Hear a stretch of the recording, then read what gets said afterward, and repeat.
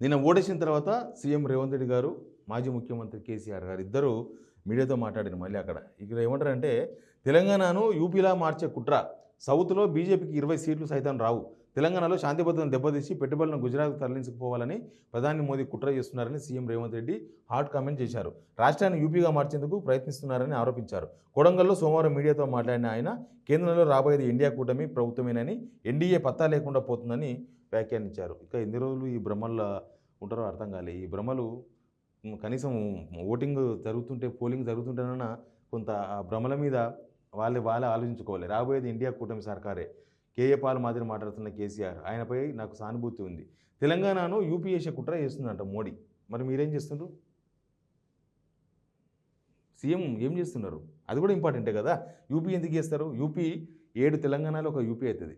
అంటే జనాభా విస్తీర్ణము 7 తెలంగాణలు అవుతాయి యూపీ. యూపీ ఎప్పుడు తెలంగాణ కాదు, తెలంగాణ ఎప్పుడు యూపీ కాదు. నో డౌట్ దానిలో.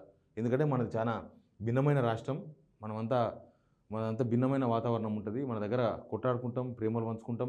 అభివృద్ధి విషయంలో కూడా పక్కన అభివృద్ధి జరిగిందంటే మనం చూస్తూ ఊరుకుంటాం. మనకు అభివృద్ధి కావాలని కోరుకుంటాం. ఇట్లా చాలా ఉంటాయి. యూపీలో అట్లా ఉండదు. యూపీలో మొత్తం వేరే ఉంటుంది వ్యవహారం. ఒకసారి యూపీకి పోయిస్తే తెలుస్తుంది యూపీ తెలంగాణ ఇద్దో కాదు. ఉత్త ఓట్ల కోసమనో లేకపోతే ఏదో ఒకటి మాట్లాడాలి కాబట్టి మాట్లాడినట్టు కనిపిస్తుంది తప్ప దీనివల్ల ఆయనకు వచ్చింది లేదు. పోనీ కాంగ్రెస్కి ఏమైనా ఫెచ్ అవుతుందా? ఇట్లా మాట్లాడడం వల్ల కాంగ్రెస్కి ఏమైనా ఓట్ బ్యాంక్ పెరిగిందా? నిన్న ఈయన మాట్లాడిన తర్వాత అంటే ఏం పెరగదు. నాకు తెలిసైతే ఏం పెరగదు. ఇది కేసీఆర్ కూడా మాట్లాడారు. లోక్సభ ఎన్నికల్లో బీజేపీకి పరాభవం తప్పదని బీఆర్ఎస్ అధినేత కేసీఆర్ వ్యాఖ్యానించారు. చింతమడకలో ఓటు హక్కును వినియోగించుకున్న అనంతరం మీడియాతో మాట్లాడిన ఆయన మోదీపై ప్రజల తీవ్ర వ్యతిరేకత పెరిగిందని, లోక్సభ ఎన్నికల తర్వాత ప్రాంతీయ పార్టీలదే కీలక పాత్ర అని తెలిపారు. బీజేపీ నిబంధనల ప్రకారం 75 ఏళ్ల వయసు తర్వాత ఏ నాయకుడైనా ఎలాంటి పదవి చేపట్టవద్దని, ప్రధాని మోదీ సైతం తప్పుకోవాల్సిందని అభిప్రాయపడ్డారు. ఇది కేసీఆర్ గారి అభిప్రాయం. ఆయన ఓటేసిన తర్వాత మాట్లాడారు. బీజేపీకి పరాభవం తప్పదు, ప్రాంతీయ పార్టీలదే కీలక పాత్ర. పరాభవం అంటే దేశంలోనో రాష్ట్రంలోనో తెలియదు. మరి రేవంత్ ఇప్పటికైనా సీఎం అని గుర్తుంచుకోవాలి. అది ఆయనకు గుర్తుండదు. గతంలో కన్నా ఎక్కువ సీట్లు సాధిస్తాం. గతంలో 9 వచ్చినాయి బీఆర్ఎస్కు, ఇప్పుడు 9 కన్నా ఎక్కువ సీట్లు వస్తాయని కేసీఆర్ చెప్తున్నారు. ఏపీలో జగన్కు మంచి ఫలితాలు వస్తాయని నమ్మకం ఉంది. ఫస్ట్ నుంచి కూడా ఆ విషయాన్ని చెప్తున్నారు కేటీఆర్ చెప్పిన విషయం. మోడీపై ప్రజల్లో తీవ్ర వ్యతిరేకత ఉందనేది ఒక ఇష్యూగా కనిపిస్తుంది. ఇంకా 4 స్థానాలపై బీఆర్ఎస్ ధీమా. అభ్యర్థులు జిల్లా నేతలతో కేసీఆర్ ఆరా.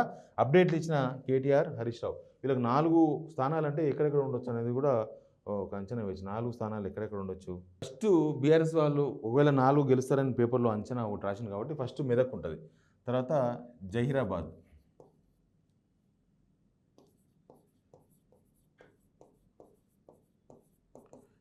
ఉంటుంది.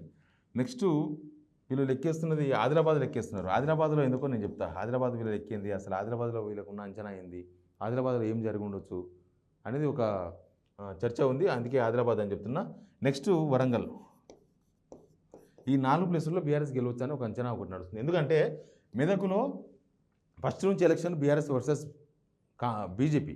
బీఆర్ఎస్ నుంచి వెంకటరామరెడ్డి గారు ఉన్నారు, బీజేపీ నుంచి రఘునందన్ రావు గారు ఉన్నారు, తర్వాత నీలం మధు గారు కూడా కాంగ్రెస్ నుంచి ఉన్నారు. కానీ నీలం మధుకు కాంగ్రెస్ నుంచి సపోర్ట్ దొరకలేదు. పైనకి కనిపించింది కానీ లోపల నీలం మధును యాక్సెప్ట్ చేయలేదు కాంగ్రెస్ క్యాడర్. ఆడ ఎలక్షన్ అంతా కూడా బీఆర్ఎస్ వర్సెస్ బీజేపీ జరిగింది. ఫస్ట్ నుంచి కూడా బీజేపీకి ఉండే ప్లస్ పాయింట్ బీజేపీకి ఉంది. కానీ ఇక్కడ మైనార్టీ ఓట్ బ్యాంకు 50% కాంగ్రెస్ పడ్డది, 50% బీఆర్ఎస్ పడ్డది. Minority vote bank one side వాళ్ళలేదు మెదక్ పార్లమెంట్లో. ఎందుకంటే బీజేపీ వదిలేసింది, మైనార్టీ రిజర్వేషన్ ఎత్తేస్తామనేసరికి వాళ్ళకంచి స్కిప్ అయిపోయినారు. ఆ స్కిప్ అయిన తర్వాత నీలం మధు పెద్దగా క్యాడర్తో కనెక్షన్ ఉన్నవాడు కాదు కాంగ్రెస్ క్యాడర్తో. సేమ్ టైం ఆయన ఓన్లీ ముదిరాజ్ సామాజిక వర్గాన్ని ఎత్తుకొని తిరిగింది కాబట్టి ముస్లిమ్స్ కొంత 50% ఇక్కడ కన్వర్ట్ అయ్యింది. ఎందుకంటే ఇక్కడ గెలిచేసి బీజేపీని ఓడించాలనేది మైనార్టీల లక్ష్యం ఎప్పుడైనా సరే, ఎక్కడైనా సరే. అక్కడ రఘునందన్ రావు గెలవకూడదు అని అంటే గెలిచే అవకాశం ఉన్న వెంకటరామరెడ్డికి వేయాలనేది ఒక చర్చ ఉంది ముస్లిమ్స్లో అక్కడ. కాబట్టి ఆ మైనార్టీ ఓటు మెదక్లో అక్కడ పడే. ఎలక్షన్ అయితే 2 పార్టీల మధ్య జరిగినట్టు కనిపిస్తుంది. ఈ రెండిట్లో ఎవరు గెలిచినా కూడా 10,000 ఓట్ల అటు ఇటులో వెంకటరామరెడ్డి లేకపోతే రఘునందన్ రావు గెలిచే అవకాశం ఉందని మనకు అందిన సమాచారం. ఎవరు గెలుస్తారో అయితే చూద్దాం. కాకపోతే బీఆర్ఎస్ అయితే ధీమగా ఉంది. అక్కడ ఖచ్చితంగా మేము గెలుస్తాం. రఘునందన్కి 2-3 కాన్స్టిట్యున్సీల మీదనే పట్టు ఉంది, మిగతా కాన్స్టిట్యున్సీల్లో పట్టు లేదు బీజేపీకి. ఇప్పుడు సిద్దిపేట, గజ్వేల్ అనే కాన్స్టిట్యున్సీలో బీజేపీ చాలా వీక్ ఉంటుంది, చాలా వీక్ ఉంటుంది. ప్లస్ ఆయన సొంత కాన్స్టిట్యున్సీ దుబ్బాకలో కూడా రఘునందన్ మీద కొంత వ్యతిరేకత ఉంది. ఇట్లా 3 కాన్స్టిట్యున్సీలు పోయినాయి, ప్లస్ మైనార్టీ పోయింది. మెదక్లో అంతే ఉంటుంది బీజేపీ. కాకపోతే కొంత మోడీ పేరుతో ఓట్లు పడవచ్చు అనేది ఒక అంచనా ఉంది. తర్వాత జైరాబాద్ ఇక్కడ ట్రయాంగిల్ ఫైట్ జరిగింది. జైరాబాద్లో ట్రయాంగిల్ ఫైట్ జరిగింది. ముగ్గురు బీసీ సామాజిక వర్గ బిడ్డలే. ఒకటి షెట్కార్ కాంగ్రెస్ నుంచి,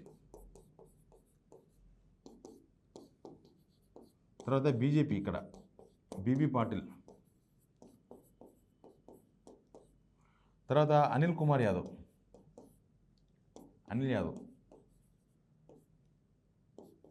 ఇక్కడ ఏమైందంటే వీళ్ళిద్దరు ఒకటే సామాజికం సంబంధించిన వాళ్ళు ఓట్లు చీల్చుకున్నారు. లింగాయత్ సామాజిక వర్గం ఓట్లు వన్ సైడ్ పడలేదు, అటు ఇటు పోయినాయి. మిగతా ఓట్లు బీసీ ఓట్లు ఉంటాయి కదా, మిగతా లింగాయత్ కాకుండా మిగతా బీసీ ఓట్లు అనిల్ యాదవ్కు ఎక్కువ పడ్డాయి. అయితే వీళ్ళిద్దరి మధ్యలో అనిల్ యాదవ్ బయటపడతారనే చర్చ ఒకటి మధ్యాహ్నం నుంచి స్టార్ట్ అయింది. పోలింగ్ పర్సెంటేజ్ పెరుగుతూ వచ్చిన తర్వాత, ఎందుకంటే ఇంకొకటి ఈ జైరాబాద్లో పోలింగ్ పర్సెంటేజ్ కూడా 70% దాటిపోయింది. కాబట్టి ఇక్కడ ఒక వాళ్ళకి అంచనా ఉంది. తర్వాత ఆదిలాబాద్ ఉంది. ఆదిలాబాద్లో ఏమైందంటే అద్దంకి దయాకర్ చేసిన కామెంట్స్ నిర్మల్లో చేసిండు కదా సీతారాముడు, ఆ కామెంట్స్ తీవ్రమైన ప్రభావం చూపించిన ఆదిలాబాద్ పోలింగ్లో. అక్కడ ఏం జరిగిందంటే